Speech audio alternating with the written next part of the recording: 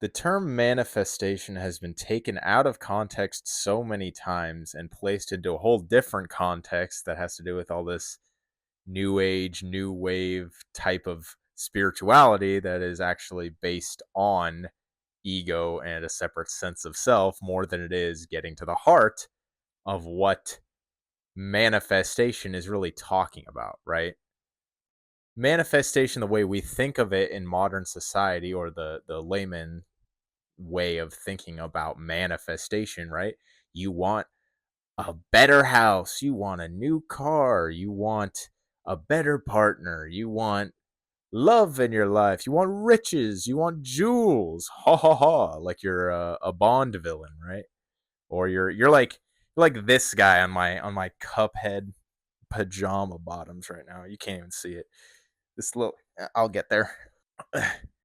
All right. You see in the corner? Yeah, yeah. You see that guy in the corner? You can't really see him. There. I angled my knee so you could see him. See, he's laughing at the little villain guy. Anyway, but we really need to think a little more critically about what manifestation really is. Why it's a thing that's even talked about, right?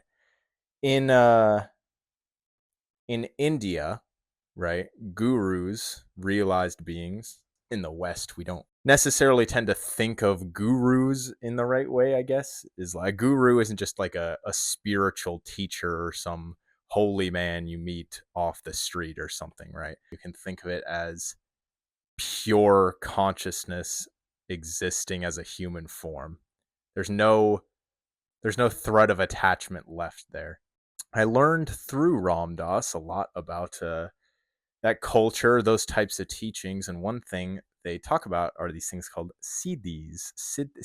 I'm probably butchering that because I don't speak Hindi. Um, I don't even know if it's Hindi or if it's a Sanskrit word, but all right, hold on. So siddhi is a Sanskrit word, but it is used in Hindi, I guess. But it is used to mean spiritual powers, right? Or as we could think of it, the powers of manifestation, to be able to have access to anything at your fingertips at all times.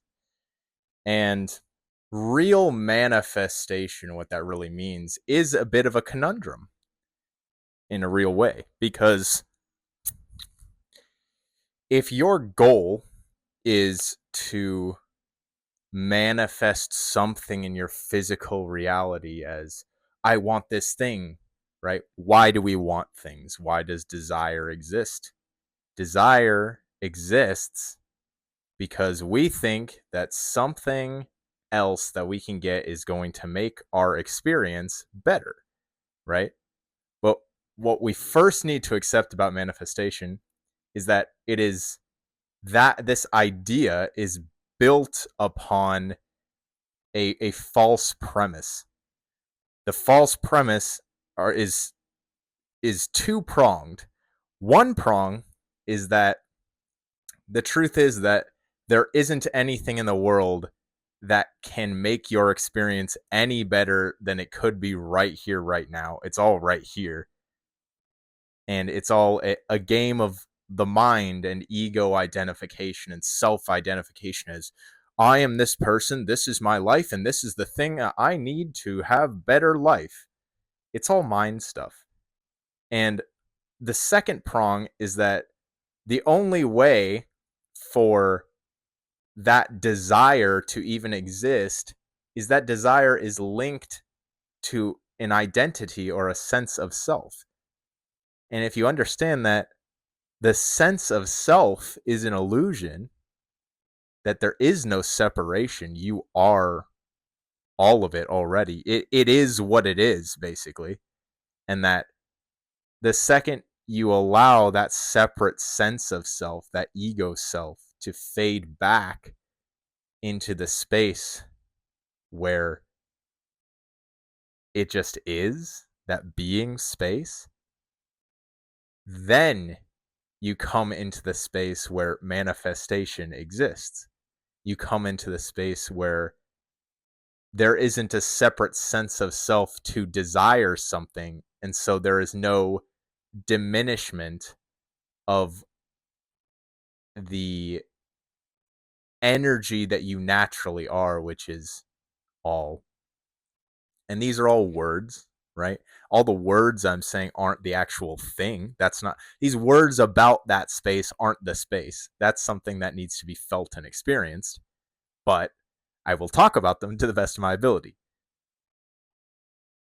And the conundrum about that is the second you enter back into the space where you see that your separate identity, right? Mason, this Mason, for me, Mason wants X, Y, and Z, A, B, and C.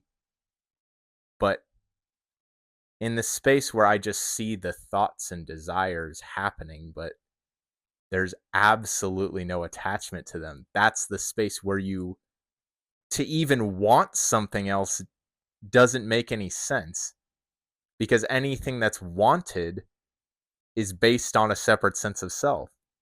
And in the space where you aren't a separate sense of self, you are literally one with reality. You can only ever appreciate what you're experiencing. So the idea of judging what you're experiencing and something imagined that you could be experiencing and weighing them is a complete fabrication of the mind. And so the other part of that conundrum is when you're in that space where you have it all and you have access to all of it, you have tapped into, see, these spiritual powers. I hope I'm saying that right. Then to actually try to manifest something you desire requires you to step out of the space back into a separate sense of self. And so you sit in this space where you have it. You can have anything you want, but you see that you don't need to. Because if you can access everything right here, why would you need anything else? And so you see that the entire idea of manifestation is flawed. It's built upon the idea that you need bigger and better and more and different for it all to be okay and good and beautiful. But you see, I know the counter to this idea is, well, these other things could make my life better and all this stuff. But what I'm telling you isn't that you can't want things. I'm not telling you that good things won't happen. I'm saying that when you enter that space, when you let go of the idea that you need to manifest something to make it better, and you just give in to what is, you come into that space where you naturally flow into what is. That space of being okay with it all, appreciating just the isness and the experience of your life. That's when naturally you'll flow into everything you could ever possibly desire anyway. But by that point that you're flowing into it naturally, you don't care whether you have it or not. And that's the exact reason why it comes. The more you try to control it, the more you try to desire it more, nothing is going to happen. And I think a lot of people talk about manifestation in terms of energy dynamics and stuff, but we fail to miss the deeper spiritual context about what manifestation really is and what it's really about. And so when I work with people and I talk to people, if I were to coach somebody who's saying, I want all of these things, I want all these desires, right? The first thing I would ask is, where are these desires coming from? Where in your life did you decide, did you start to believe, were you conditioned to think that you're not enough right now, that it's not enough right now? And really, the simplest thing, it is the simplest thing, but it's so subtle, is that if you give it all up truly, not just by thinking about it like, okay, like I'm not going to want this anymore. Give it all up as in You give up identification with any of it. You let it all happen, but you just keep going back to that meditative space where it's all empty, it's all nothing, and it's all right here. Then you have it. Then you've arrived. That is the goal. And with it comes all of that. With it comes all that you need, all that you desire, all that's aligned with your highest timeline, your highest soul, whatever you want to think about it as. Everything beautiful will come naturally. When we try to control it, that's when we get all wacky. And the reason you see people with a bunch of money or, all living these awesome lives on social media isn't because they've mastered energetic manifestation. It's because there's many ways to go about getting things in the world. You can get things a billion different ways. But there's a completely different experience when it's not about anything that's fueling your ego and it's only about your experience being fulfilling and whole. That's when the game changes. And that's something that sounds bad to the ego. That's something that sounds like, no, but all of this and these things that I need and all these things and all this recognition, and I'll be good if I do this. I'll have it if I do this. The space where the ego panics is the sign that you're close. Because I'll leave you with one thought, and that's Ram Dass saying, in Be Here Now, there's a little drawing of a backstage door to a magic show.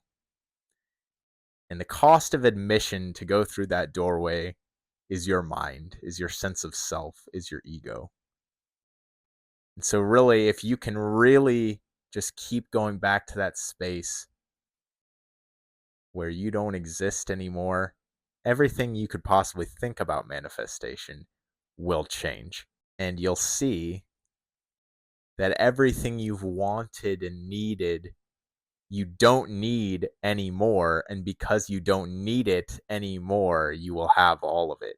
It's a beautiful, beautiful paradox. So really, the message here is don't sit scrolling on your phone wanting more.